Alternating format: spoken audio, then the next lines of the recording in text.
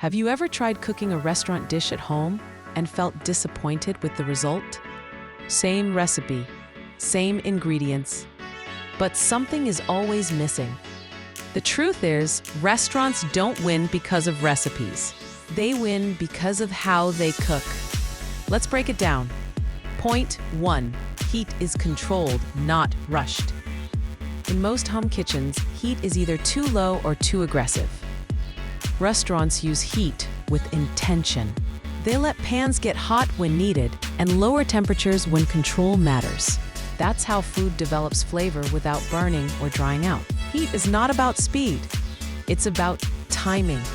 Point 2. Seasoning happens during cooking. At home, seasoning usually happens at the end. In restaurants, seasoning happens throughout the process.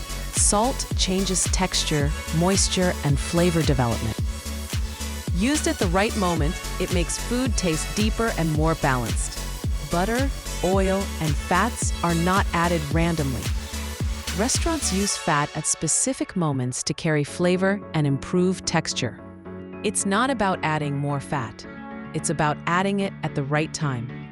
Home cooks follow instructions. Chefs follow smell, sound, color, texture. That's why two people can follow the same recipe and get completely different results. Restaurant food doesn't taste better because it's complicated. It tastes better because heat is controlled. Seasoning is layered. Fat is used intentionally. Timing matters more than instructions. Once you understand this, your home cooking changes completely. What do you think makes the biggest difference? Heat, seasoning, or timing? Let me know in the comments.